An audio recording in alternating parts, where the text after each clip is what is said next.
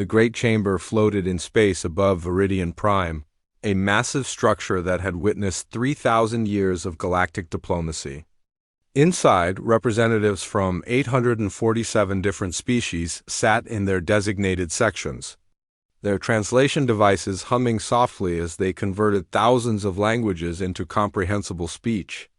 The emergency session had been called because the war was going badly. Very badly. Ambassador Dongwu sat quietly in the human section, his hands folded on the desk before him. He was 52 years old, with gray threading through his dark hair and deep lines around his eyes from decades of careful diplomatic work. Beside him, Captain Haijin stood at attention in her crisp military uniform, her expression unreadable. The human delegation was small compared to most others. Just 5 people representing a species that controlled only 3 star systems in the vast galaxy. Council Speaker Thalmer raised his 6 arms for silence. The Vexian was ancient by any standard, having led the council for 3 centuries. His voice carried the weight of exhaustion when he spoke. The situation grows desperate. The Kryn Alliance has taken 12 more systems in the past cycle. Billions are displaced. Millions are dead. The coalition of free worlds cannot hold much longer without assistance. A holographic display materialized in the center of the chamber, showing red spreading across blue like blood in water. Kryn territory expanding. Coalition territory shrinking. The mathematics were simple and terrible. High Commander Ralvek rose from the Kryn section. He was massive, his armored carapace gleaming under the chamber lights. When he spoke, his voice carried the confidence of someone who had already won. The coalition should surrender. We offer generous terms. Vassal status, protection, order. The alternative is complete military defeat, which we assure you will come within the next solar cycle. Murmurs rippled through the chamber. Several coalition species looked at their leaders with desperate eyes. Some had been fighting for 5 years already. Their fleets were destroyed. Their worlds were burning. The Kryn had 50,000 warships and seemed unstoppable. Are there any who wish to speak? Thalmer asked, though his tone suggested he expected nothing useful. Dongwu pressed the button on his desk. A soft chime indicated his request to address the council. Around the chamber, species turned to look at the human section with mild curiosity. Humans were known for eloquent speeches about peace and cooperation. Perhaps the ambassador would offer some philosophical comfort in these dark times. Thalmer nodded. The council recognizes the representative from Earth. Dongwu stood slowly. He adjusted his simple gray suit and looked around the chamber, meeting the eyes of representatives from species that had been traveling the stars when humans still lived in caves. He took a breath, and when he spoke, his voice was calm and clear. The Terran Federation formally declares our intention to join the Coalition of Free Worlds in active military operations against the Kryn Alliance. Effective immediately. For a moment, the chamber was perfectly silent. Translation devices processed the words, checking and rechecking to make sure they had not made an error. Then the chamber erupted. Laughter came first, surprisingly. High Commander Ralvek threw back his head and made a sound like grinding metal that his species used for amusement. Other Kryn representatives joined him. The sound spread to neutral parties, to species who saw the absurdity of what the human had just said. You? Ralvek managed between laughs. You primitives declare war on us? You have, 200 ships? Civilian transports with guns welded on? We have 50,000 warships. We will crush you within a week. Other species reacted with confusion or pity. The Peltheran delegation looked horrified, as if they had just witnessed someone commit suicide. The Vexians whispered among themselves in their musical language, clearly thinking the humans had lost their minds. Dongwu remained standing, waiting for the noise to die down. His expression never changed. Captain Haijin beside him was smiling slightly, which some noticed and found even more confusing. A representative from the Quellan species, known for their directness, called out, Ambassador Dongwu, with respect, your entire fleet could not defeat a single Kryn battle group. Why would you enter a war you cannot possibly win? Dongwu nodded as if this was a reasonable question. We understand your concern. However, humanity has made its decision.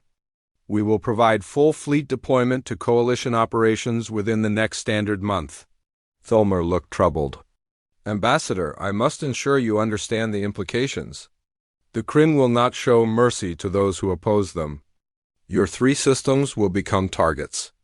Your species could face extinction. We understand the risks, Dongwu said simply. Rolovek had stopped laughing. Now his voice carried a darker edge. Very well, Primitive. Since you are so eager to die, we will accommodate you. I will personally dispatch forces to end your pathetic federation. Consider this a mercy. We will make it quick. We appreciate the consideration, Dongwu replied without any trace of sarcasm. Is there anything else the Council requires from the human delegation at this time? Thelmer seemed at a loss for words. I know, this session is adjourned. As the various delegations began to file out, conversations exploded across the chamber. News networks were already broadcasting the announcement across the galaxy. Humanity had declared war on the most powerful military force in known space. It was the political equivalent of a mouse declaring war on a dragon. The coalition delegation approached Dongwu quickly. Their leader, Drenthas, was a Pelthrin with worried blue eyes and translucent skin that showed his distress through color changes. Ambassador, please reconsider, Drenthas said quietly. We are grateful for any support, but your sacrifice will mean nothing. The Kryn will destroy you before you can reach the front lines. We cannot ask this of you. Dongwu placed a hand on the alien's shoulder in a very human gesture of comfort. You didn't ask? We volunteered. And Drenthas, I promise you something. In 6 months, the galaxy will look very different. In 6 months, humanity may not exist. Drenthas whispered. Captain Hyjin spoke for the first time, her voice carrying absolute confidence. In 6 months, you'll wish you had bet on humanity sooner? As the human delegation left the chamber, they passed groups of other species. Some looked at them with pity, others with confusion, a few with something that might have been respect for their courage. Even if they thought it was wasted, what none of them knew, what none of them could know, was that 40 light-years away in the Sol system, Admiral Taeyang was giving orders to power up ships that had been waiting in hidden shipyards. For exactly this moment, Dr. Beora was running final checks on weapon systems that would make the Kryn regret their laughter. General Kyung-Soo was reviewing battle plans that incorporated lessons from 10,000 years of human warfare. Humanity had not made a foolish decision born from bravery or desperation. They had made a calculated choice based on careful preparation. For 40 years, they had watched the galaxy fight its civilized wars with their civilized rules. They had studied and learned and built in secret. Now they were ready to teach the galaxy what war really meant, but the galaxy would learn that lesson soon enough. For now, they laughed at the humans who had just shocked them all by declaring they were joining a war they could not possibly win. In his quarters on the diplomatic station, Dongwu allowed himself a small smile. The hard part was over. He had delivered the message. Now it was time to let humanity's military show the galaxy what they had been preparing for all these years. The game had changed. The galaxy just didn't know it yet. The news spread across the galaxy faster than light itself, carried by quantum communication networks that connected every civilized world. Humanity had declared war on the Kryn Alliance. The reaction was almost universal mockery on the entertainment channels. Comedians made jokes about human bravery and human stupidity being the same thing. Political analysts gave humanity 3 days before requesting terms of surrender.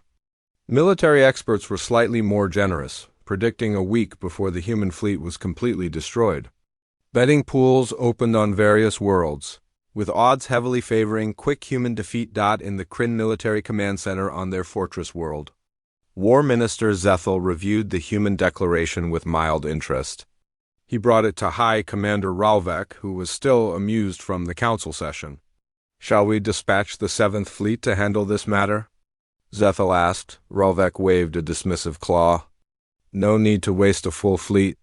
Send Battle Group Theta. 300 ships should be more than sufficient to eliminate all human resistance. Have Admiral Vokrith command it? He could use an easy victory to improve morale after the recent casualties.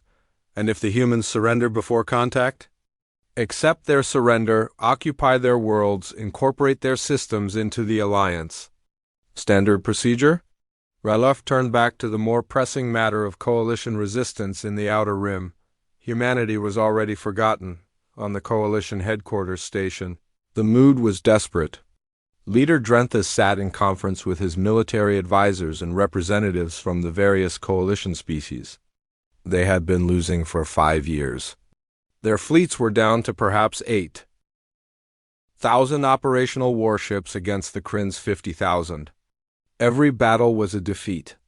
Every day brought news of more systems falling. "What do we know about human military capability?" asked General Thonver. A grizzled veteran of dozens of losing battles. An intelligence officer brought up files on the display.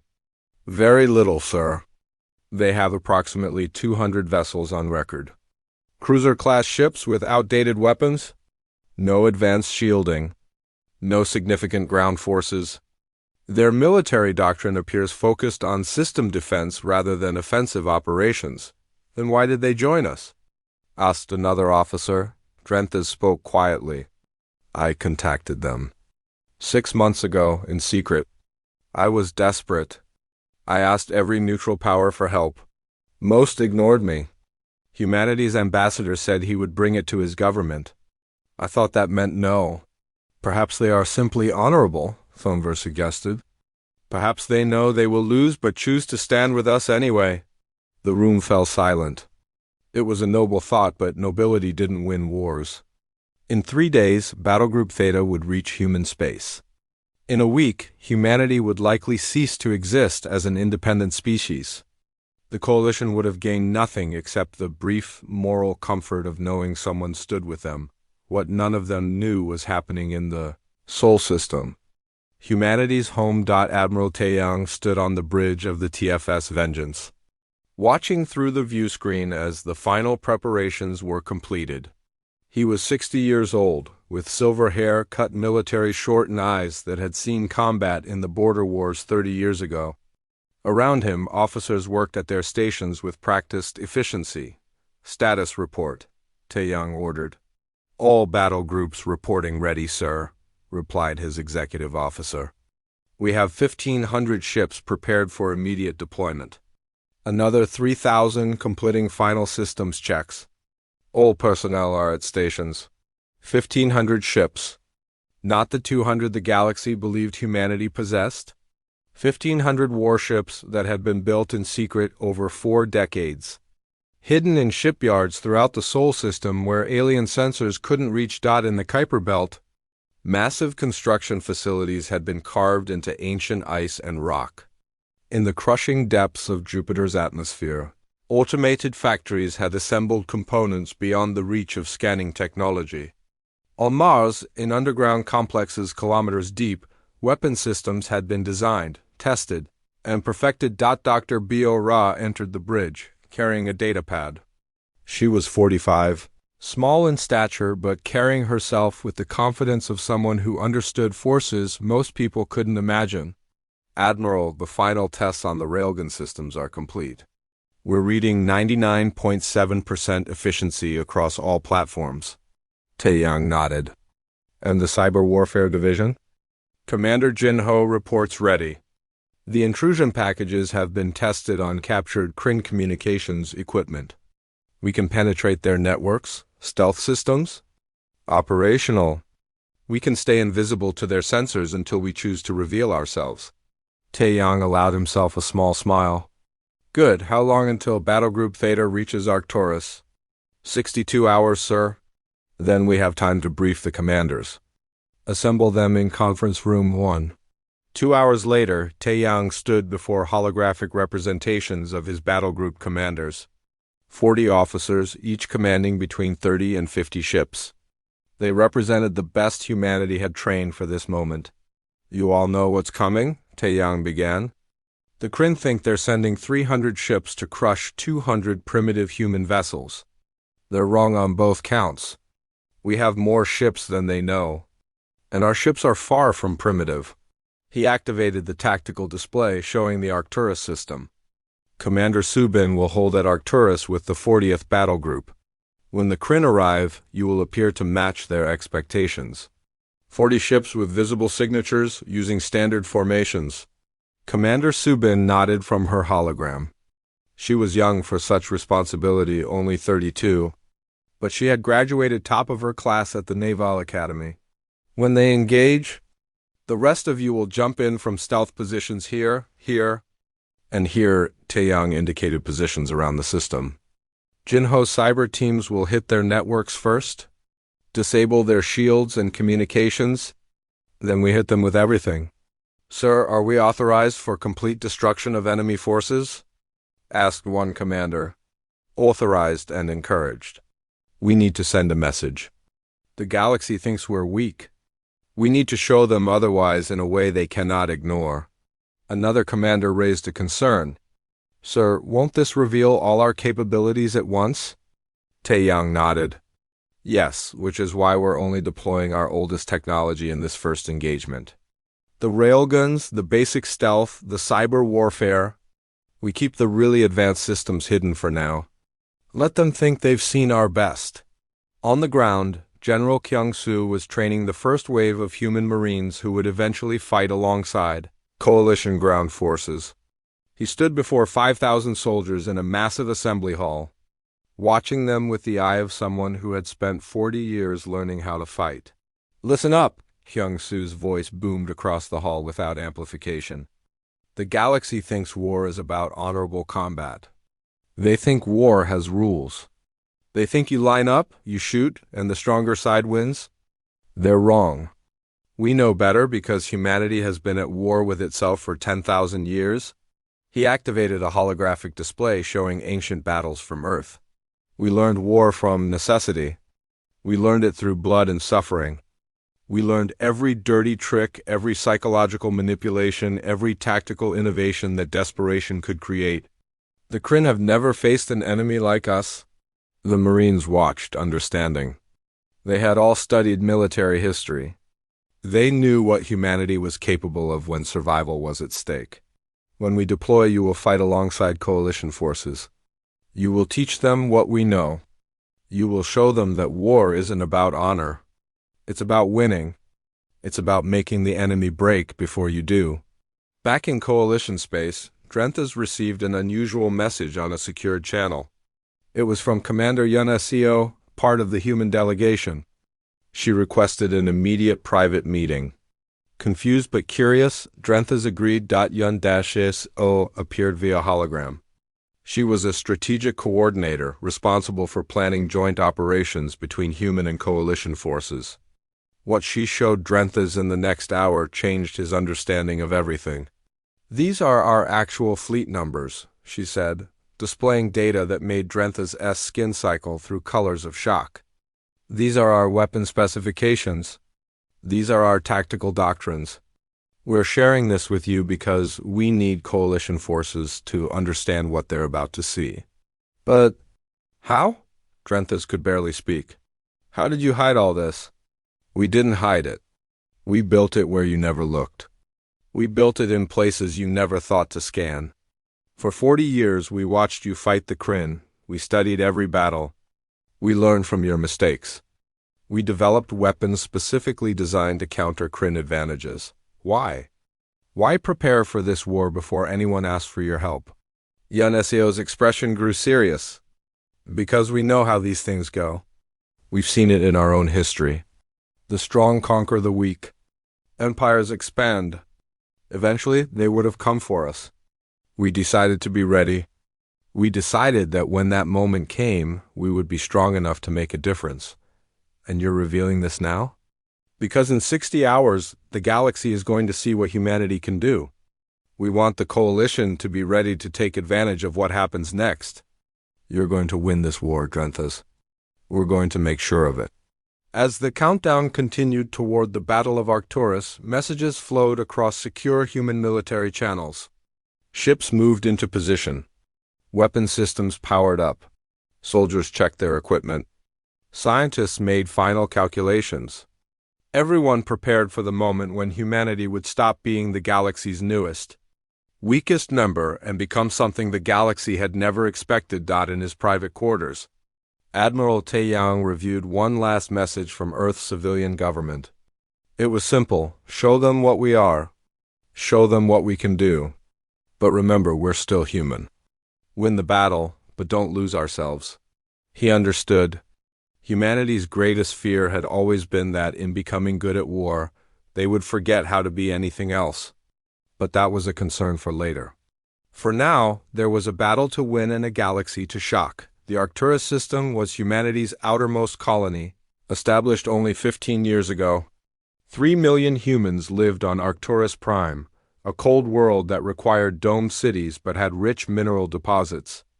It was also the perfect place for the galaxy to learn what humanity truly was. Kryn, Admiral Vokrith sat in his command chair aboard the dreadnought Inevitable Conquest, reviewing the tactical display with satisfaction. His battle group had just completed its jump into the system. 300 warships, including 40 dreadnoughts, 70 heavy cruisers, and the rest made up of destroyers and support vessels. Against such force, no rational species would choose to fight. Status of human forces? Vokrith asked his sensor officer. Detecting 41 vessels holding position near the fourth planet, Admiral. They match the expected profile. Outdated cruiser designs, minimal shielding signatures, conventional weapons loadouts. Vokrith made the grinding sound that passed for Kryn laughter. 41 ships against 300. They must have gathered their entire fleet here. This will be over quickly. He opened a broadcast channel to the human vessels and to Arcturus Prime itself. This is Admiral Vokrith of the Kryn Alliance. You have 1 standard hour to evacuate your planet and surrender your vessels. If you comply, your people will be permitted to leave safely. If you resist, we will show no mercy. Respond. On the bridge of the TFS Indomitable, Commander Subin received the message. She was young for a capital ship commander, but she had trained her entire life for moments like this. Her crew sat at their stations, calm and professional. They knew the plan. Subin opened a return channel. Admiral Vokrith, this is Commander Subin of the Terran Defense Fleet. Your demand is rejected. You have 30 minutes to retreat from this system before we engage. This is your only warning. The message broadcast across all channels, both to the Kryn fleet and to coalition observers monitoring the system from light years away. On multiple worlds, beings stopped what they were doing to watch. Was the human commander brave or simply insane? Vokrith laughed harder. 30 minutes? To retreat from you? I admire your courage, human, even if it is foolishly wasted. Very well. We will proceed with standard assault protocols. May your deaths be quick? He cut the transmission and turned to his tactical officer. Formation Delta, we advance on the human position. Target their flagship first. I want this battle recorded for entertainment purposes. The Kryn fleet began moving forward in perfect formation. It was a sight that had broken the spirit of dozens of species before battle even began. 300 warships advancing like an unstoppable wave, their weapons powered and shields glowing with contained energy. Victory seemed not just probable but inevitable. 20 minutes until they reach optimal weapons range, reported Subin's tactical officer, Lieutenant Jinho. He was younger than Subin, barely 25, but his expertise in electronic warfare had earned him a crucial position. All ships maintain formation and current signatures, Subin ordered calmly. Let them think we're terrified and holding our ground out of desperation. Around Arcturus, hidden from Kryn sensors, 1,400 human warships waited in perfect stealth. They had jumped in days ago and positioned themselves in calculated locations throughout the system. Now they sat in absolute silence, their advanced stealth systems making them invisible to Kryn technology. Admiral Taeyang watched from his flagship in the high orbit around Arcturus Prime. He had overall command, but this part of the battle belonged to Subin. The younger officers needed to be tested, needed to prove they could handle the pressure. 10 minutes to weapons range, Jinho reported. Begin preparations for cyber assault, Subin ordered. Targeting packages loaded, All packages ready, Commander. We've identified their network architecture. It's exactly as Dr. Bo-Ra predicted. They use centralized command systems with no significant firewalls. They never expected anyone would try to hack military vessels. Why would they? Subin mused. They've been the strongest military force for centuries. Probably never occurred to them someone might try something so basic. 5 minutes to contact. On the Kryn flagship, Vokroth watched the humans maintaining their position. Still no retreat. Perhaps they truly are as brave as they are foolish. Sir, should we offer surrender terms again? No, they made their choice. Open fire the moment we reach optimal range. 3 minutes, 2 minutes, 1 minute. Weapons range achieved, the Kryn tactical officer announced. All ships ready to fire. Vokroth leaned forward. Target the human flagship, full broadside from all dreadnoughts, fire. 40 Kryn dreadnoughts unleashed their main batteries simultaneously. Energy beams capable of vaporizing small asteroids lanced across space toward the Indomitable. It was enough firepower to destroy a planet's surface. Now! Subin ordered. What happened next would be analyzed by military. Historians for generations. Jin Ho and his cyber warfare team activated their intrusion packages. In milliseconds carefully. Designed code penetrated the Kryn fleet's network through their own communication channels. The Kryn had never secured their military networks because no one had ever attacked them this way. It was like leaving doors unlocked because no one in your civilization had ever invented the concept of burglary. Across the Kryn fleet, systems crashed. Shield generators shut down. Weapon systems went offline. Communications died. Navigation controls froze. 300 warships suddenly became 300. Expensive pieces of metal floating in space. The energy beams that should have destroyed. The Indomitable flickered and died midway to their target as the weapons lost power. All ships, drop stealth and engage. Subin commanded. 1,400 human warships appeared on Kryn sensors all at once, materializing from nothing at point-blank range throughout the Kryn formation. Before Vokroth could even process what was happening, the shooting started. Human railguns opened fire. The galaxy had abandoned kinetic weapons centuries ago in favor of energy-based systems. Energy shields could stop energy weapons. But the Kryn shields were offline, and kinetic weapons were something they hadn't defended against in generations.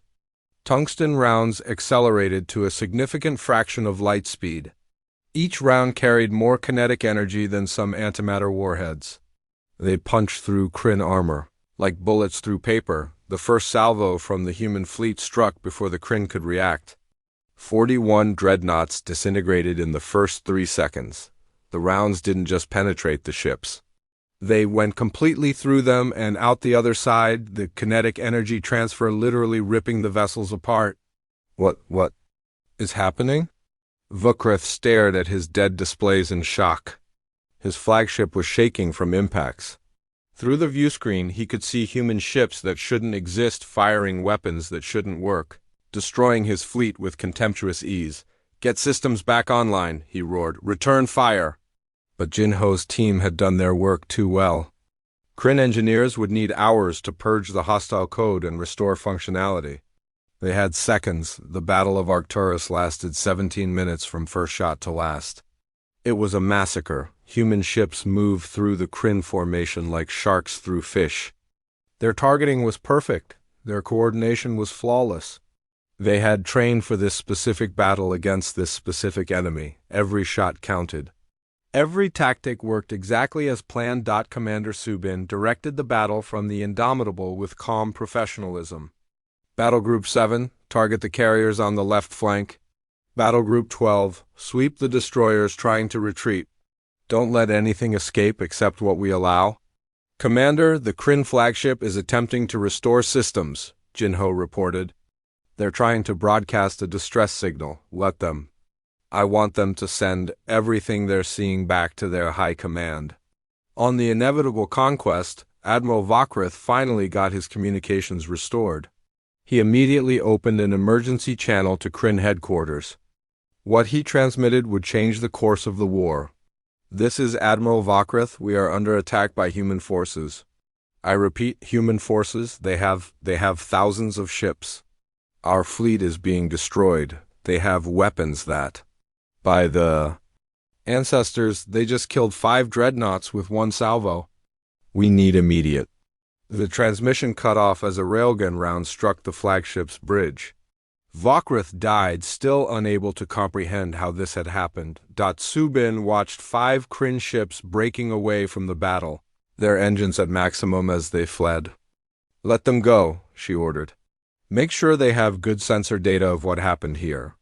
The 5 ships jumped away, carrying with them recordings that would shock the entire Kryn alliance. When the shooting stopped, the Arcturus system was quiet, except for the expanding debris clouds where 300 Kryn warships had been.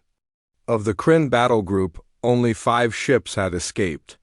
Of the human fleet, 0 casualties. A few ships had minor damage from debris impacts. That was all. Admiral Taeyang opened a channel to all human vessels. All ships, excellent work. Maintain system security. Recovery teams begin collecting Kryn technology for analysis. Medical teams prepare for possible survivors, though I doubt there are many. He switched to a broader channel that he knew coalition forces were monitoring. This is Admiral Taeyang of the Terran Defense Fleet. The Kryn battle group has been eliminated. Arcturus remains under human control. To all coalition forces monitoring this transmission, know that humanity stands with you. We will win this war. On Coalition headquarters, Leader Drenthas watched the battle recordings in complete silence. Around him, his military staff sat equally stunned. Finally, General Thomver spoke. They didn't just win. They didn't just survive. They destroyed the Kryn without taking a single loss. How is this possible? Whispered another officer. Drenthas remembered his conversation with Commander Yun SEO. Because we never understood what humanity was preparing for. We never asked the right questions. In the Kryn Command Center, War Minister Zephyl watched the same recordings with growing horror. High Commander Ralvek had gone silent, his usual confidence completely gone. 300 ships, Ralvek finally said. We sent 300 ships against primitives and lost them all. The humans had over 1,000 ships, Zephyl said. Their weapons? Our shields meant nothing. Our armor meant nothing. Where did they come from? How did they hide this? No one had an answer. But across the galaxy the message was clear. Humanity had not declared war out of bravery or stupidity. They had declared war because they knew they could win. The galaxy had laughed at them.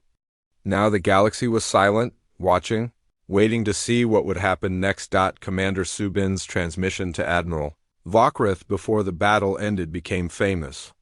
She had broadcasted on all channels, making sure everyone heard. Tell your High Commander. Tell everyone.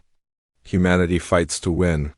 Now the galaxy knew what that meant. 6 months after the Battle of Arcturus, the war looked completely different.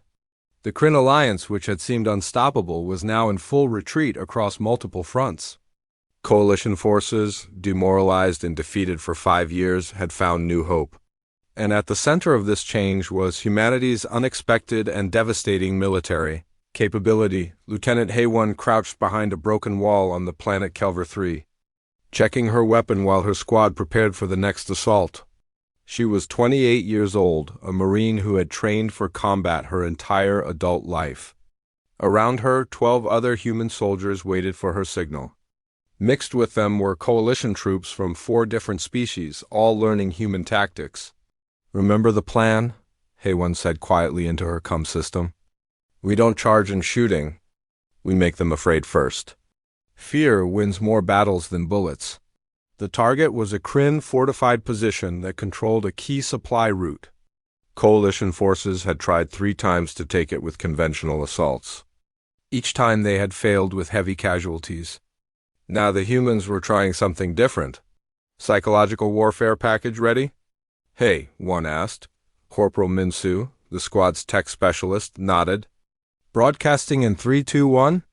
Throughout the Kryn position, speakers suddenly activated with sounds no Kryn wanted to hear. Screaming, not just any screaming, but the specific distress calls of Kryn civilians that humans had recorded from previous battles.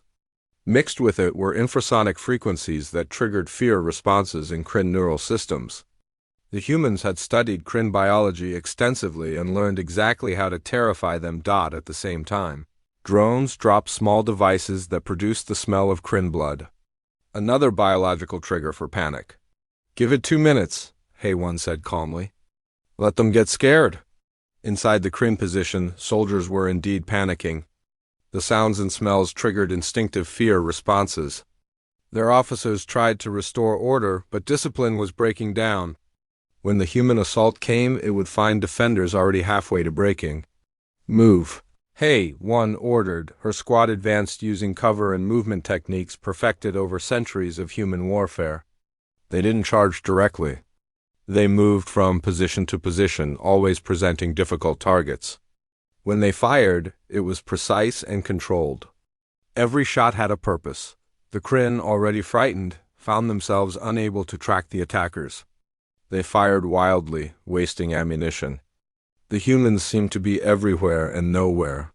It was exactly the effect HFY wanted, a coalition officer. A Pelthran named Velkan watched from a nearby position with amazement. "They fight like ghosts." "Like predators?" "That's because humans are predators," said the human liaison officer beside him. "We evolved as hunters. This is what we're built for." The battle for the Kryn position took 30 minutes. When it ended, the enemy had either surrendered or fled. Human casualties, 0. Coalition casualties, 2 wounded, none dead.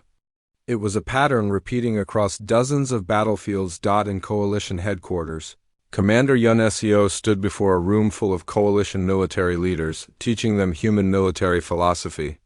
On the display behind her were historical battles from Earth, Cannae, where Hannibal destroyed a larger Roman army through tactics. Inchan, where unexpected amphibious assault changed the course of a war. Thermopylae, where a small force held against impossible odds. "Your species have been fighting wars for thousands of years," Yunesio said. "But you fight them honorably. You follow rules.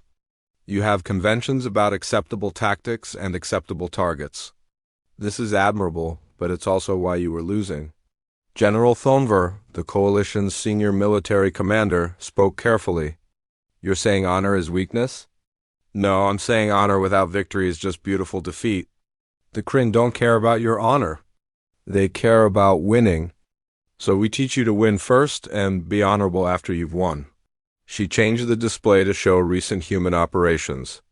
"Look at what we do differently. We don't fight fair battles. We don't give the enemy what they expect. We use deception, surprise, fear, confusion. We attack their logistics, their morale, their communications. We make them afraid to fight us." "This seems cruel," offered another coalition officer. "War is cruel," Yunesio replied simply. "The question is whether you want to be cruel and win or kind and dead. We chose to survive." A younger officer raised his hand. "But how do you not lose yourselves? How do humans maintain their morals while fighting this way?" Yunesio paused. It was a good question, one humans ask themselves constantly. "Because we remember what we're fighting for. We fight this way to end the war faster, to save lives in the long run. We do terrible things so that fewer terrible things happen overall. It's a balance we struggle with every day." In space, the human fleet was teaching the same lessons. Admiral Taeyang had divided his forces into multiple battle groups, each working with coalition fleets to push back Kryn advances. Human ships brought more than just superior weapons. They brought new tactics. Traditional galactic warfare involved fleets meeting in open space, forming battle lines, and exchanging fire until one side retreated. Humans didn't do this. They used asteroids for cover. They hid ships in debris fields. They jumped in behind enemy formations. They targeted supply ships and communication vessels instead of fighting warships directly. If you destroy their ammunition ships, their warships become useless, explained Captain Haijin to a coalition admiral. If you destroy their repair facilities, damage becomes permanent. If you destroy their communications, they can't coordinate. You don't need to destroy every enemy ship if you can make them unable to fight effectively. The coalition had never thought this way. They considered it somewhat dishonorable to avoid direct combat. Humans considered it smart. The results spoke for themselves. In 6 months, coalition forces had retaken 15 star systems. The Kryn alliance was fracturing as member species began questioning the war. If the mighty Kryn couldn't defeat humanity, what chance did the alliance have? In the Kryn Command Center, High Commander Ralvek faced growing pressure. War Minister Zethel presented increasingly desperate reports. "We've lost 30% of our fleet strength," Zethel reported. "Not just destroyed, but damaged beyond our ability to repair quickly. Human attacks on our shipyards have set back our construction by years. And 3 alliance members have begun negotiating separate peace terms with the coalition." "Then we need to change tactics," Ralvek growled. "If we cannot defeat them with conventional warfare, we use unconventional means. Target human civilian centers. Make them pay a price for their interference. Sir, that violates the Kelver Conventions on war conduct.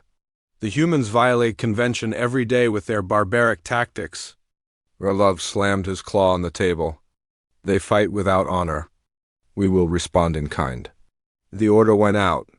Kryn forces began targeting civilian populations in both coalition and human space. It was a desperate move. The choice of someone who saw defeat approaching and wanted to hurt the enemy however possible. When news of the civilian attacks reached Admiral Taeyang, his officers expected rage. Instead, they found cold calculation. "They're trying to provoke us into emotional responses," Taeyang said quietly. "They think if we're angry, we'll make mistakes. Instead, we respond strategically." He called together his senior staff. "New operational priority.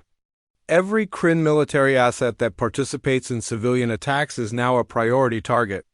Not just defeated, destroyed completely. No survivors. We send a message, there are rules, and breaking them has consequences. It wasn't revenge. It was calculated deterrence." Human forces began hunting down every Kryn unit that had attacked civilians. They were methodical and thorough. The message got through. Kryn commanders stopped attacking civilian targets because they learned it meant death. Certain and swift, on the planet Velthera, General Kyung-Soo oversaw the training of coalition ground forces. Thousands of soldiers from dozens of species were learning human combat doctrine. He walked among them, a stern figure who commanded respect through competence rather than fear. "Pain is temporary," Kyung-Soo told a group of struggling coalition recruits. "Pride is temporary. Victory is what matters. Your enemy won't care if you fought with perfect form if you're dead. What matters is that you survive and your enemy doesn't." He demonstrated close-quarters combat techniques that were brutal but effective. The coalition soldiers were shocked at first by the viciousness of human hand-to-hand fighting. Then they started winning their battles, and shock turned to appreciation. A Quellan soldier approached Kyung-Soo after training. "General, may I ask a personal question?" "Go ahead. Do humans enjoy war? You seem so good at it." Kyung-Soo considered the question carefully. "No, we hate war. That's why we study it so thoroughly. We know what war costs because we've paid that cost over and over in our history. We're good at it because we had to be.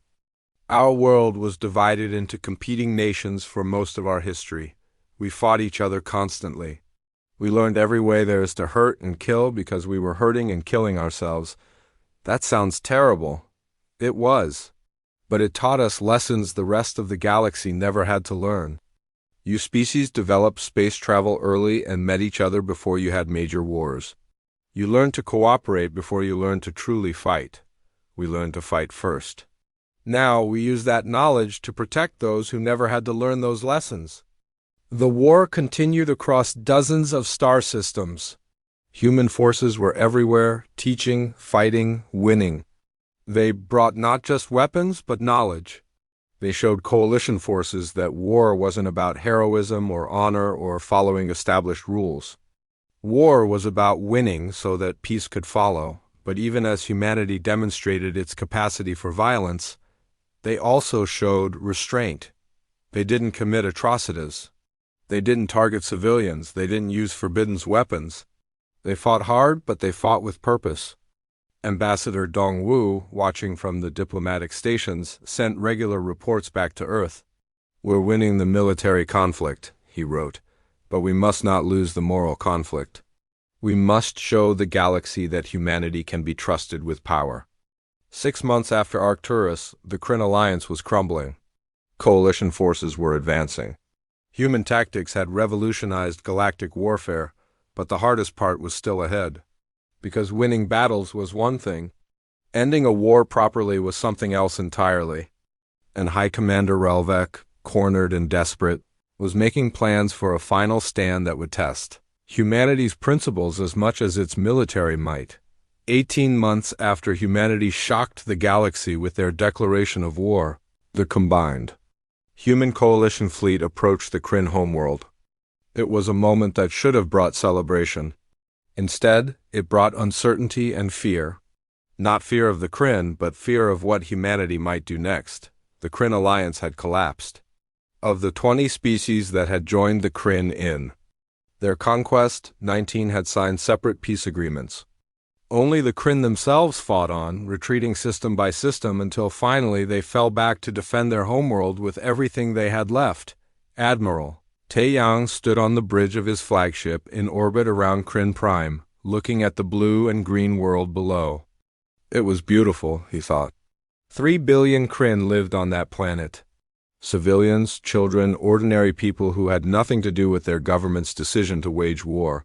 "Status report," Taeyang ordered. "All battle groups in position, sir," his executive officer replied. "We have complete orbital superiority. The Kryn have approximately 2,000 ships defending the planet, but they're scattered and poorly coordinated. Ground defenses are extensive, but we have overwhelming force advantage. Casualties to take the planet? Estimated at 30 to 40,000 on our side, several million Kryn military, possibly hundreds of thousands of civilians depending on how much they resist." Taeyang nodded slowly. Those numbers were considered acceptable in galactic warfare terms. But humanity had lost only 15,000 personnel in the entire war so far. Taking the Kryn homeworld would double or triple that number. "Hold position," Taeyang ordered. "No offensive operations until I give the order." On the planet below, High Commander Relvek sat in his command bunker, surrounded by what remained of his senior officers. War Minister Zethel looked exhausted, having barely slept in weeks as defeat after defeat arrived. "How long can we hold?" Relvek asked. "Days, maybe weeks if we're fortunate," Zethel replied. "The humans have proven they can bypass our defenses. They can strike anywhere, anytime. We're only alive because they've chosen not to attack yet." "Then why haven't they? I don't know." "Perhaps they're preparing for a final assault. Perhaps they're savoring their victory." Relvek looked at the tactical displays showing the human fleet in orbit. "We should have never laughed at them. We should have studied them. We should have understood what they were before we made them our enemy." In the Galactic Council chamber, an emergency session was underway. Council Speaker Thulmer presided over a debate that had raged for hours. The question was simple. What would humanity do now that they had won? Throughout history, when a species achieves complete military victory over a homeworld, genocide follows, argued a Vexian representative. The humans have shown themselves capable of extreme violence. What's to stop them from destroying the Kryn entirely? They've also shown restraint, countered Drenthas from the coalition. In 80 months of warfare, they've committed no atrocities. They followed rules of war even when their enemies didn't. They've treated prisoners humanely, but that was during war, pressed another representative. Now they face the moment of absolute power.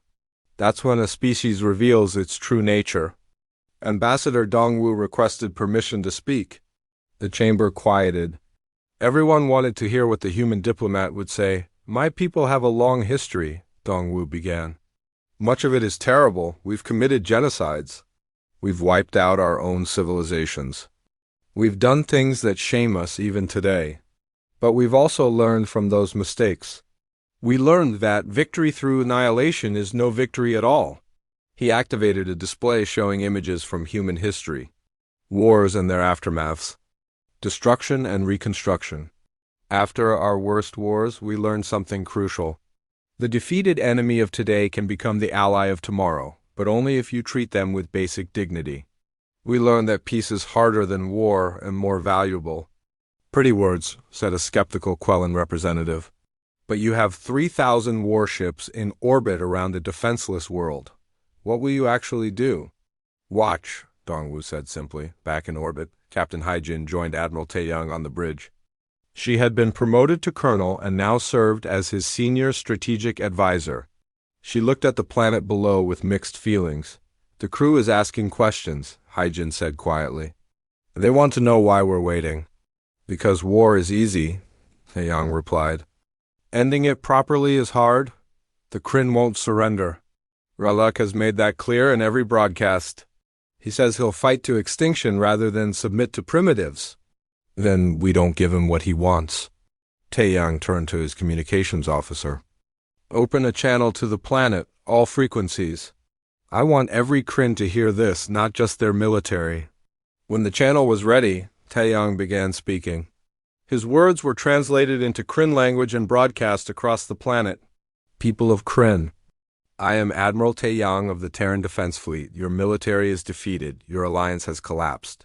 We have complete control of your orbital space and could destroy your world if we chose to, but we will not. On the planet, millions of Kryn stopped what they were doing to listen. In bunkers and shelters, military personnel looked at each other in confusion. In his command center, Ralvek listened with growing rage.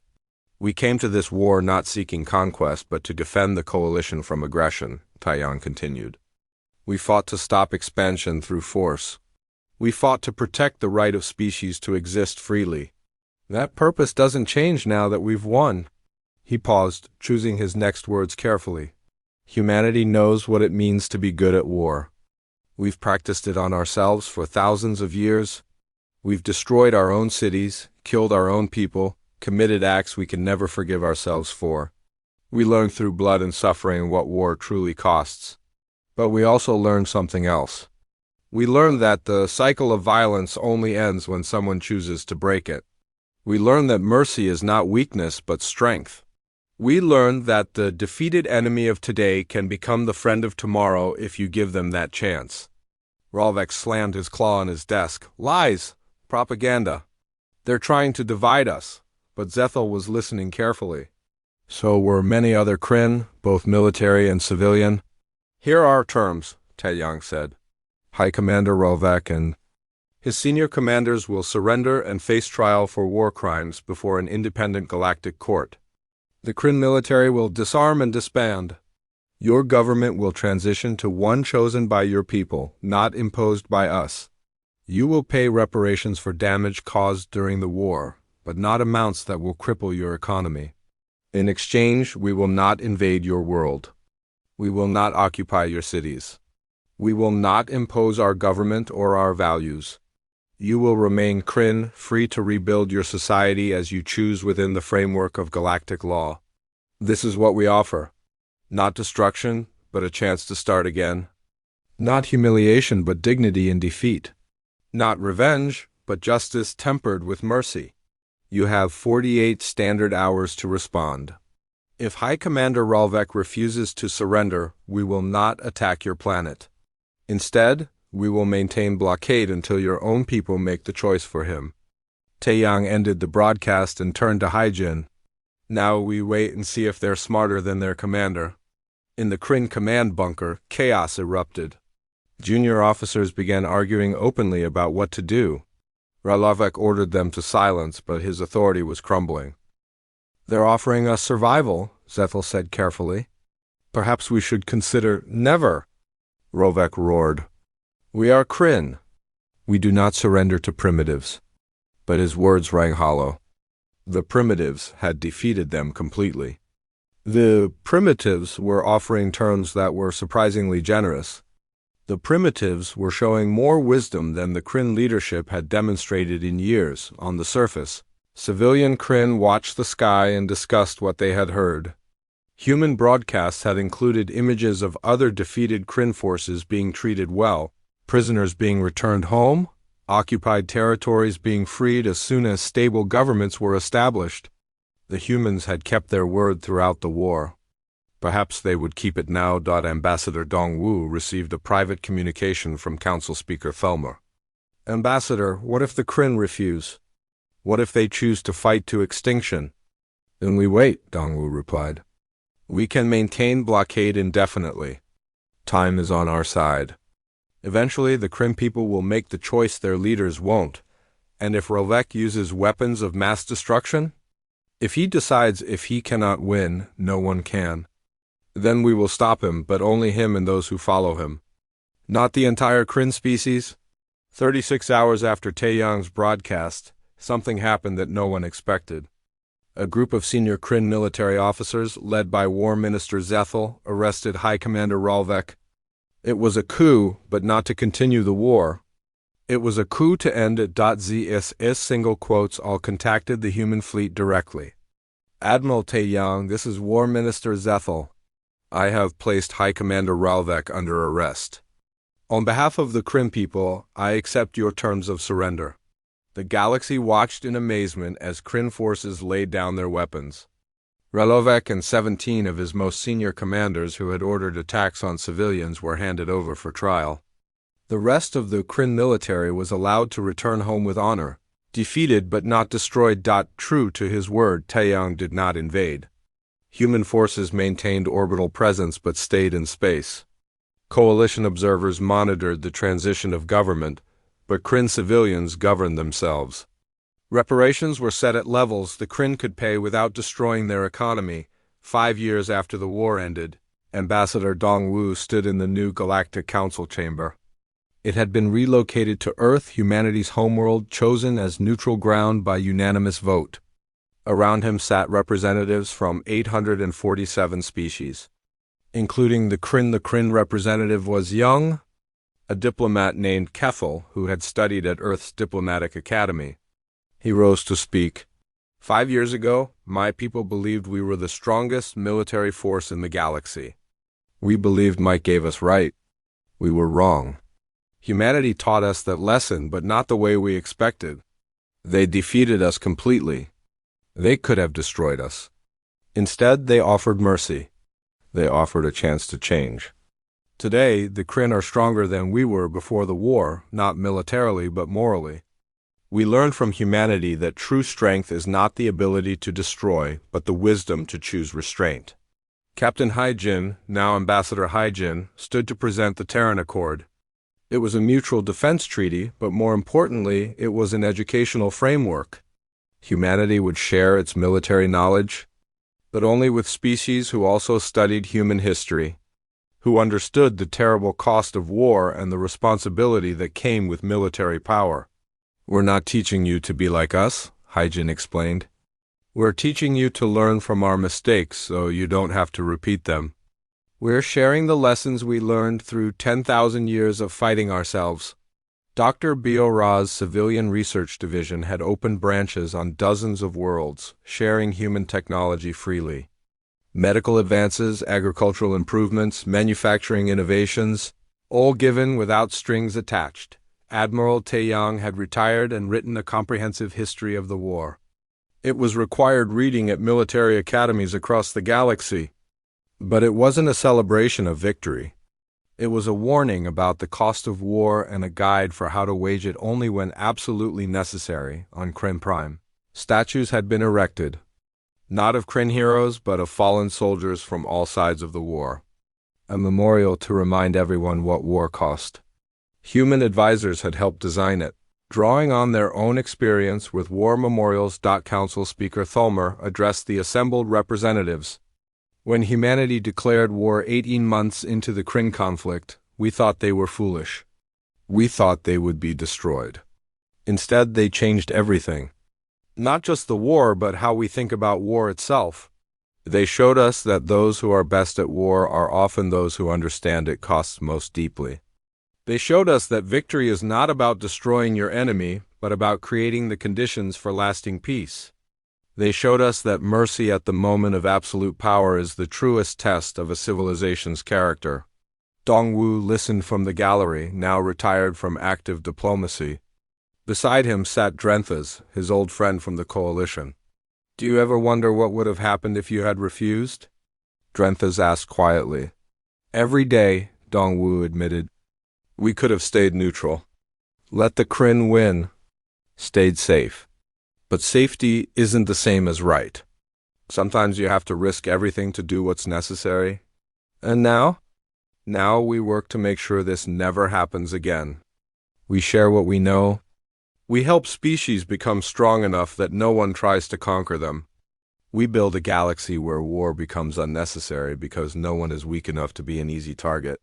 The session continued with discussions of trade, technology sharing, and mutual defense. But the real work was happening in classrooms across the galaxy, where young beings from hundreds of species learned human history. They learned about Earth's wars, its mistakes, its terrible choices, and their consequences. They learned why humanity had become so good at war, and why humanity works so hard now to make war unnecessary. The galaxy had been shocked when humanity declared war. They had been terrified when humanity showed how effective they could be at violence. But in the end, what truly shocked the galaxy was humanity's choice at the moment of victory. They chose wisdom over revenge, mercy over destruction, and the hard work of building peace over the easy satisfaction of total victory. Years later, historians would debate exactly when the war ended. Was it when Ralvek surrendered? When the blockade lifted? When the last reparation payment was made? But many argued that the war truly ended the moment Admiral Taeyang chose not to attack. The moment humanity demonstrated that the greatest strength was not the power to destroy but the wisdom to choose not to. Humanity had shocked the galaxy 3 times. First by declaring war, second by winning, third and most importantly by showing mercy when they could have shown vengeance. It was the last shock that changed the galaxy forever.